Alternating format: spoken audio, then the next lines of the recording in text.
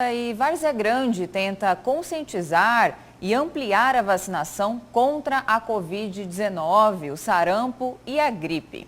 Para saber exatamente sobre as estratégias do município para que isso aconteça, é que a gente conversa ao vivo agora aqui no estúdio do Jornal do Meio-Dia com o secretário de Saúde de Várzea Grande, Gonçalo de Barros. Boa tarde, secretário, e seja bem-vindo.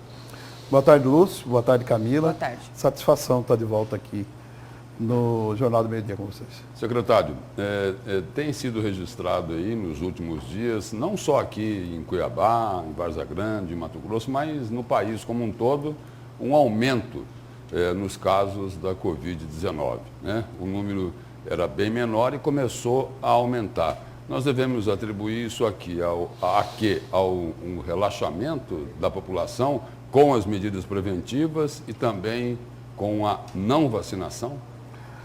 Lúcio, essa questão, ela se explica nas medidas recomendadas pela ciência, pela aplicação da dose de reforço, bem como agora a quarta dose. Nós temos aí uma cobertura vacinal com primeira e segunda dose satisfatória. Superior a 80%. Superior a 80% com a segunda dose. Mas nós estamos pouco acima de 50% com uma dose de reforço, que é a terceira dose. E nós, no momento em que o governo federal, lá no começo de abril, ela decide, olha, não é mais pandemia, nós estamos decretando agora, é uma endemia, e as tratativas serão mantidas e está liberado todas as medidas de biossegurança. Você está dizendo isso para a população, no momento em que você... A máscara simboliza a pandemia. No momento em que você coloca isso para a população, você está dizendo, e a população acredita nisso, a pandemia, esse vírus está controlado e a pandemia acabou. E não é bem isso. Esse vírus está solto aí, ele existe e vai estar entre nós por muito tempo.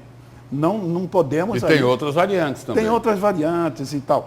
Mas a grande preocupação nisso, ela vem no sentido de que essa contaminação alta, que muitos estão esperando a quarta onda, e eu acho que está em tempo ainda de corrigir e impedir, nós acreditamos nisso, por tudo que já se passou, tudo que já vivenciamos ao longo desses 2 anos, nós precisávamos de conscientizar a população de que a ciência está apontando, se você tem necessidade da terceira dose, que seria a dose de reforço, da quarta dose agora, por que não seguir?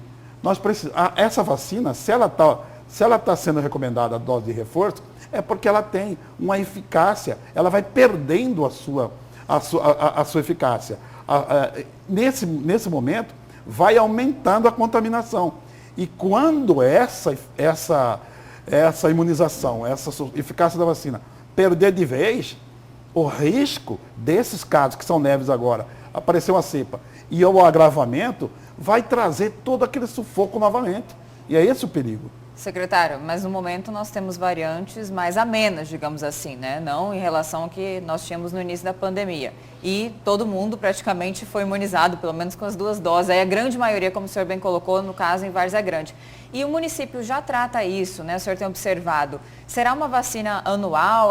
Vocês já encaram isso como uma espécie de gripe que as pessoas veem e observam hoje, que os sintomas são até similares, até quem estava vacinado está pegando de novo? Como se dará isso? E em relação à quarta dose também, para quais grupos já está disponível? Camila, essa situação em que essa cepa, elas são mais leves e tal, nós não podemos confiar muito nisso. Nós preferimos entender que isso aí é o controle estabelecido pela eficácia da vacina. E sim, que o resultado é esse. Que o resultado é esse, e que você tem casos mais leves. Do número de mortes. Agora, quantas cepas tem girando? A gente não tem essa ideia de como vai ser, se vai surgir novas cepas ou não.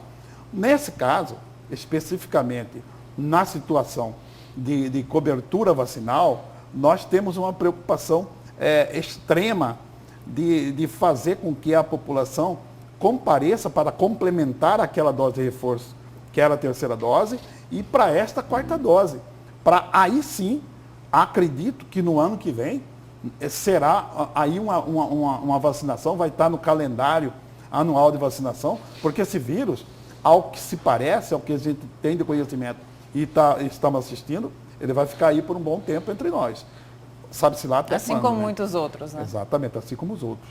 Secretário, um outro assunto aí que preocupa muito a população diz respeito às cirurgias eletivas. Elas foram suspensas, né, quando a contaminação e o número de óbitos pela Covid-19 era muito alto.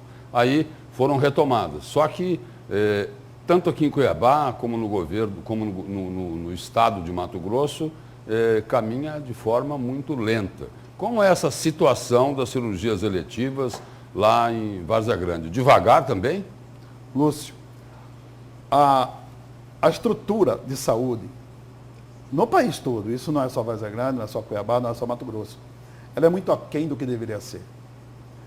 Infelizmente, essa área da saúde, ela foi muito pouco priorizada por governos e governos.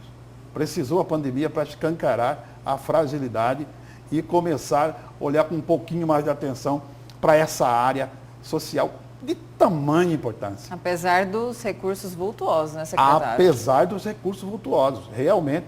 Mas se você olhar o orçamento, não é prioridade. Sabe? Durante a pandemia em especial, municípios e estados receberam, mas por conta da pandemia. Aí é que precisou a pandemia para poder entender que precisava de investimentos nessa área da saúde. O que falamos? Especificamente sobre a cirurgia. No começo de 2021, ali não tinha uma outra alternativa, era a contaminação cruzada de Covid e ali, no nosso pronto-socorro, por exemplo, nasciam algumas crianças. E aí nós criamos uma maternidade, inaugurada em maio de 2021, que nasceram, até hoje já nasceram 1.600 crianças. De maio a maio, 1.600 crianças. E possibilitou a gente abrir a terceira sala cirúrgica lá no pronto-socorro, onde fizemos mais de 2.000 cirurgias ortopédicas. E não temos estrutura suficiente para atacar todas as frentes. Agora, em uma parceria com o governo, e algumas cirurgias a gente já está fazendo, o restante das cirurgias eletivas, vamos estar dando começo agora, com a nossa terceira sala cirúrgica e mais uma na nossa maternidade, para avançar um pouco mais. Mas realmente reconhecemos que está muito lento. Secretário, nós noticiamos aqui quase diariamente o caos que está a saúde em Cuiabá. No entanto, também temos recebido muitas denúncias de falta de médicos nas UPAs lá em Várzea Grande, nas unidades de pronto atendimento, que a pessoa doente, precisando urgentemente ser atendida, é comunicada que não, estamos sem médicos, precisaria agendar um horário, o que é um absurdo. Qual balanço o senhor faz atualmente? Estão faltando médicos em Várzea Grande também? Eu peço que vocês façam uma mesma matéria que fez com o presidente do sindicato dos médicos. Essa pergunta dele pode ser feita para o presidente do sindicato dos médicos. Se ocorre aqui em Cuiabá, se ocorre na Várzea Grande, o que está ocorrendo em Cuiabá? Esse presidente é a pessoa, porque eles também fiscalizaram a Várzea Grande. Falta de médico, jamais. Nós temos 6 médicos na UPA, dioturnamente na UPA do Ipasa, e 9 na UPA na UPA do Cristo Rei e 9 na UPA do Ipase. Então foi uma situação pontual vivida por esses varzeagrandenses. O que nós temos é uma sobrecarga.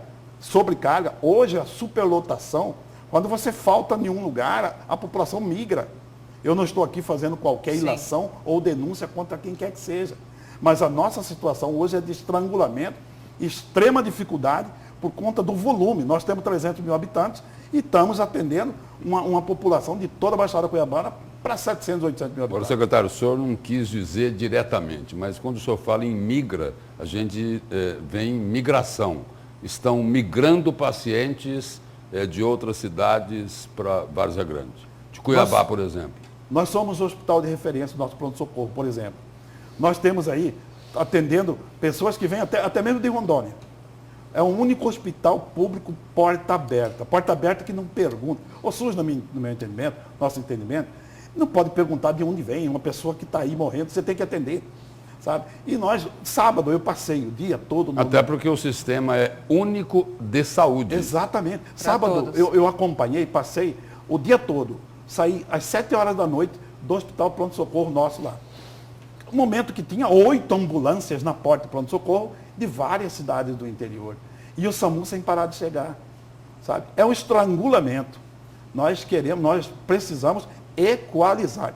Acredito até que este é um momento para o governo do Estado chamar e eliminar qualquer tipo de situação política e dizer o seguinte, vamos organizar isso aqui.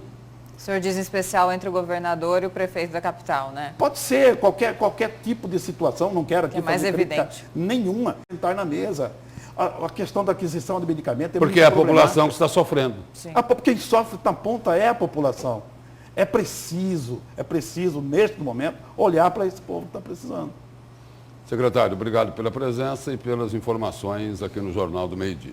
Eu que agradeço, continuo à disposição e parabéns aí pelo programa, sempre uma audiência e que muito nos ajuda. E as críticas que, porventura, recebemos são muito bem-vindas, críticas construtivas, a gente aceita e procura corrigir. Obrigada, secretário. Eu que agradeço.